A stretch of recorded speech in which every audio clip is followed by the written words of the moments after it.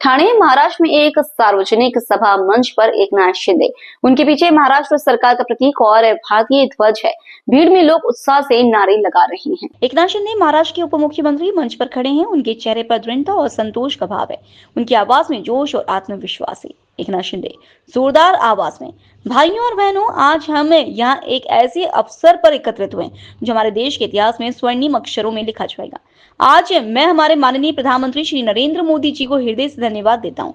उनकी दूरदर्शिता और दृढ़ संकल्प ने आज हमारे देश को एक नई दिशा दी है। भीड़ से तालियों की गड़गड़ाहट और मोदी मोदी के नारे गूंजते।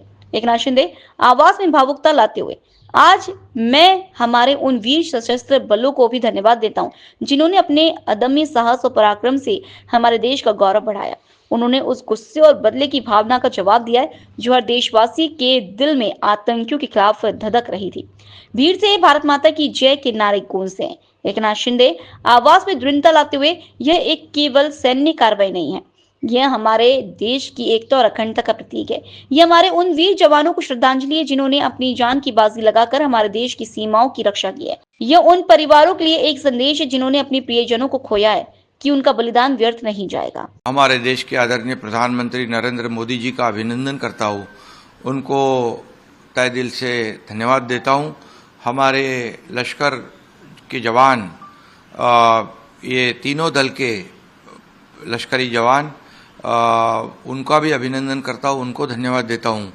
उन्होंने एक पूरे देशवासियों के दिल में जो गुस्सा था, जो उद्रेक था, और जो बदले की भावना थी, उसे आज शुरुआत कर दी है।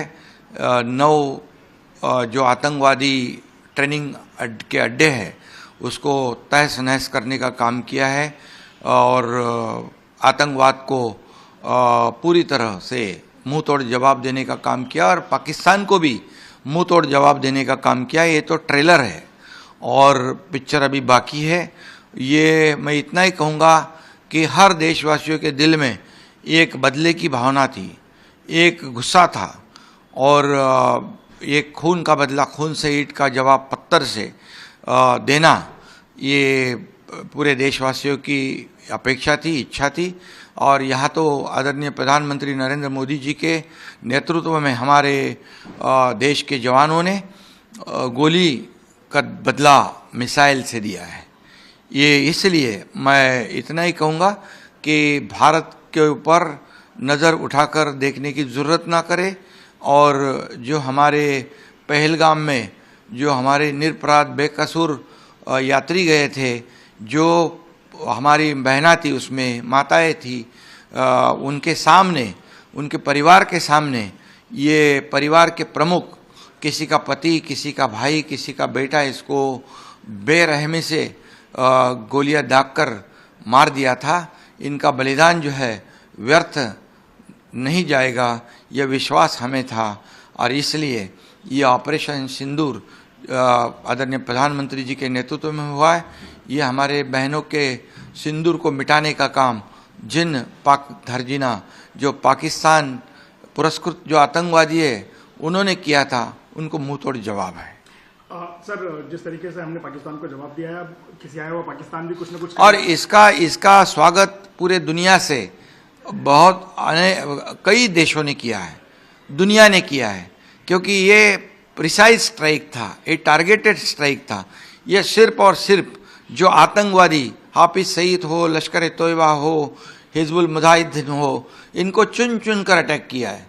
किसी भी सिविलियन नागरिक के ऊपर अटैक नहीं किया है। ये भी आदर्श पूरी दुनिया के सामने भारत ने रखा है और पाकिस्तान ने तो खुलेआम हमारे सिविलियन को, नागरिकों को, बेकसूर लोगों को मार दिया था। ये पाप उन्होंने किया था, लेकिन भारत ने ये जो जवाब दिया है, ये मुंह तोड़ जवाब है। ये तो शुरुआत है। अगर पाकिस्तान, आपने कहा कि कुछ करेगा, पाकिस्तान की क्या हिम्मत है, पाकिस्तान की क्या औकात है भारत से लड़ने की, भारत के जवानों से लड़ने की? क्योंकि अगर कुछ करे तो पाकिस्तान को, तो पाकिस्तान का नामो निशान मिटाने का काम हमारे लश्कर के जवान, हमारी सेना करेगी।